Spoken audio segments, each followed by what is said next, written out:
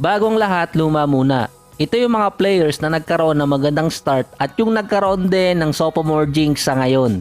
Kung merong best player in 3 months, merong kasing nauna doon na kailangan pa daw patunayan sa kanya na mas mahusay si Lebron. Ito ay si Benedict Mathurin. Impressive naman ang kanyang rookie season noong nakaraan. Pwede siya sanang pumasok pa sa 6 Man of the Year discussion. Nasa 16 points, 4 rebounds, 43% sa field. Sa first 7 games niya sa last season, meron siyang 21 points at 4 rebounds per game sa Indiana Pacers. Sa same numbers of games sa 2023-24 season, meron lamang siyang 11 points, 3 rebounds at almost 3 assists per game. Bagsak pa siya sa 40% at 22% sa 3-point area.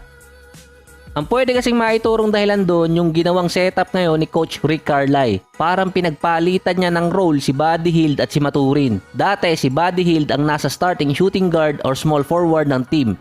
Nasa second unit na siya ngayon. Si Benedict Mathurin ang nilagay niya sa starting position para sa shooting guard. Mukhang hindi nag-complement sa starting unit ng Pacers itong si Mathurin dahil nabawasan pa ang minutes per game niya. Nasa 22 na lang kada game kumpara noong nakaraang season na nasa 28 per game.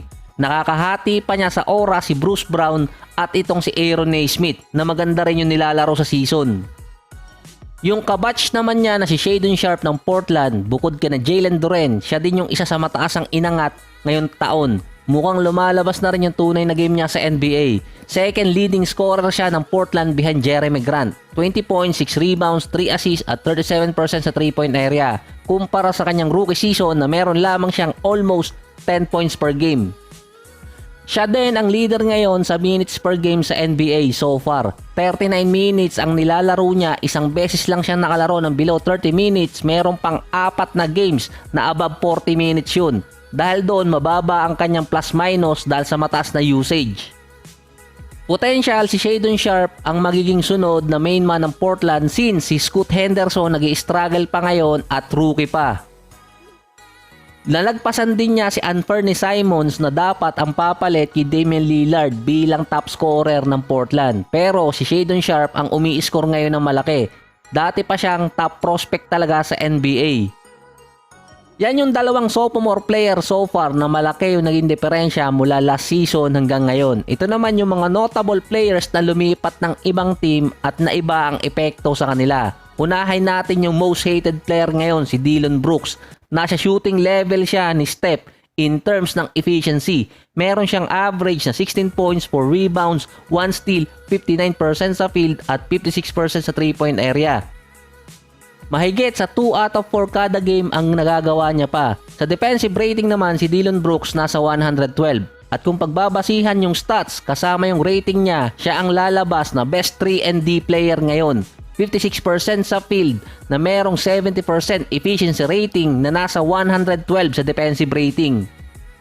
So tulad dati, hindi pa rin nagpapapigil si Dillon Brooks about dito kay Lebron. Magtatapat ang Lakers at Rockets ng unang beses sa November 9. Base kay Brooks, ilalockdown niya si Lebron para mapagod agad bago dumating yung fourth quarter, kung saan nga si Lebron ang number 1 player ngayon sa clutch.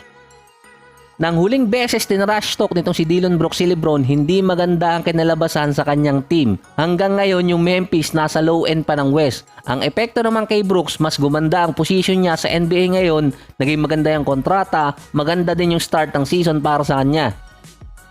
Si Jordan Poole naman, pinagtanggol ni Steve Kerr about sa komento niya na nag-improve ang chemistry ng Golden State mula nang mawala siya sa team. Sinabi din ni Coach Steve Kerr, unfair para kay Jordan Poole ang mga ganong komento.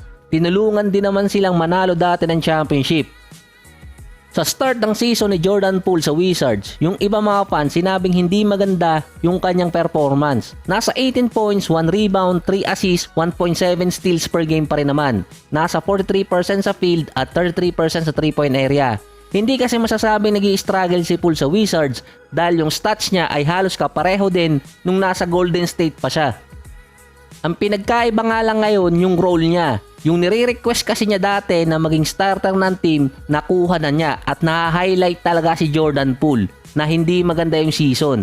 Sa depensa siguro, makikita doon na kahit 1.7 steals per game si Jordan Poole, nasa 117 ang defensive rating niya, mababa yun.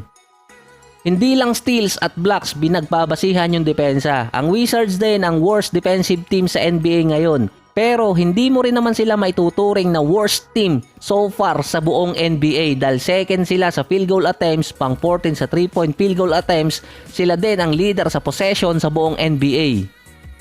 Ang komento ng iba doon, si Jordan Poole kasi sa Wizards, laging pang show, pero laging talo kapag time.